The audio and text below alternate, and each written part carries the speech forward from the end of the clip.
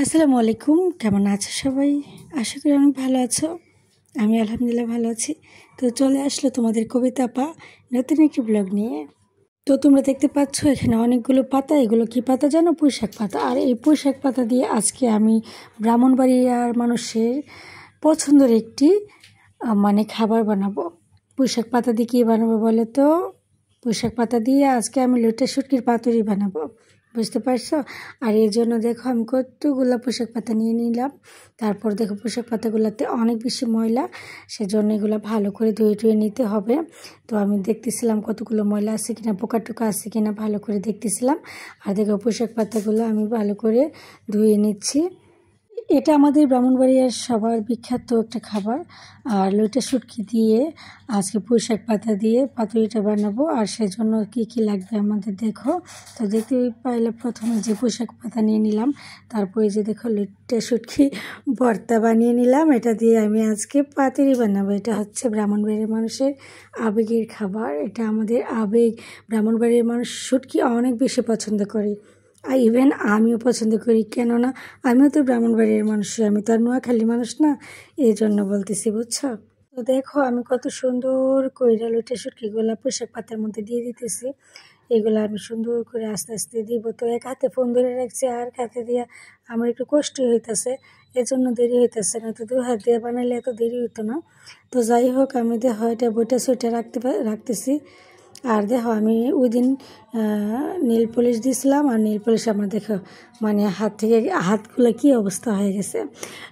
নীল polish দিলে একরকম লাগে, আর নীল পলিশ যখন একটু একটু থাকে আর একটু একটু থাকে না, তখন কেমন লাগে দেখো তোমরা আজকে দেখো আমার অবস্থাটা তোমরা দেখো।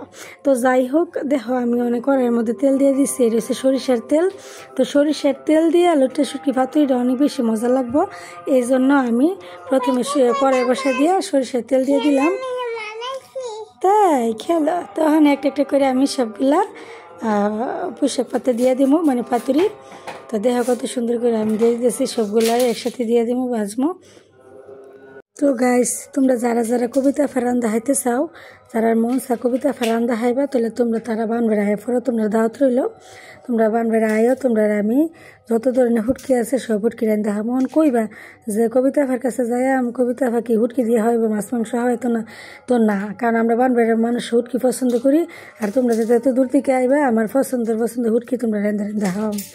তোমরা যারা যারা হুটকি পছন্দ করো সবার দাওয়াত আমরা বাসা। তো তোমরা তো সবাই আয়া ফিরো। হ্যাঁ, নিজের বাড়িতে তোমরা সবসময় বালা বুড়োই হাও, কবিতা ভার ভাই তাহলে নাকি হুটকি খাইবা। তো তোমরা যে যে হুটকি পছন্দ করবা, আমরা আনন্দবাজার, কাউতলি বাজার, সব বাজারে ভালো ভালো হুটকি পাওয়া যায়। ওখান থেকে আইনা তোমরা রান্দা খাওয়াম। তো তোমরা কথা কইতে কইতে দেখো আমার পাতুরি বানানো শেষ, আমি হাইতাম বসি। আর দেখো কত সুন্দর কালারটা, দেখছো নি কত সুন্দর হয়েছে, লাল লাল লগে। কিন্তু আমি একটা কামড়া চলে এসেছি, দেখো। তো বর্তার এই জায়গাটা আমার কাছে অনেক বেশি ভালো লাগছে, লেগে আমি একটা ছবিও তুলছিলাম, ছবি তুলে তোমরা লেগে শেয়ার করে নিলাম।